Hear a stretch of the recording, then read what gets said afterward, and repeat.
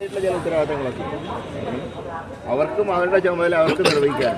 പക്ഷേ ഈ നഗരത്തിലെ മുഴുവൻ തോടുകളും മാലിന്യം കലർന്നാക്കിയതിൽ നഗരസഭയുടെ പ്രവർത്തനങ്ങളിൽ വീഴ്ച സംഭവിച്ചു. അത് ഭാവിയിൽ ആവർത്തിക്കാതെ നോക്കിയൊരു മാസ്റ്റർ പ്ലാൻ ഇതിനാണ് ആദ്യം തയ്യാറാക്കുന്നത്.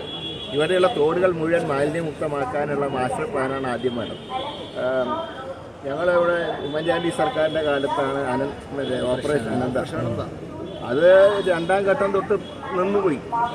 ആദ്യഘട്ടം മാലിന്യമുക്തമാക്കിയൊക്കെ വീണ്ടും മാലിന്യങ്ങൾ കൊണ്ടുവരണം. അത് ഇക്കാര്യത്തിൽ ഓപ്പറേഷൻ അനന്തയുടെ രണ്ടാം ഘട്ടം അടിയന്തരമായിട്ട് ആരംഭിക്കും.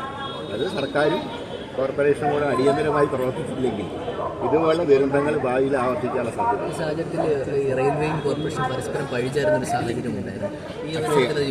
പക്ഷേ അതൊരു ജോയി എന്നുള്ളൊരു പാവം തൊഴിലാളിയുടെ ജീവനെടുത്തിട്ടാണ് പമ്മാനാടുന്നത്. രണ്ടുപേരും അങ്ങോട്ടും ഇങ്ങോട്ടും കുറ്റം പറഞ്ഞിട്ട് കാര്യമുണ്ട്. ഇത് ഞങ്ങൾക്ക് വിമർശിക്കാൻ അറിയാണ്ടല്ല. പക്ഷെ ഇപ്പം അതിൻ്റെ സമയമല്ല.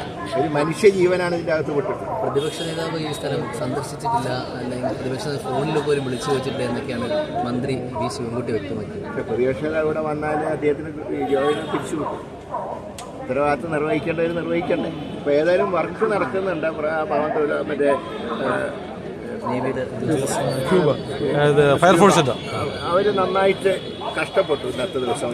ഞങ്ങളൊക്കെ ടി വിയിൽ കാണുന്നുണ്ടായിരുന്നു.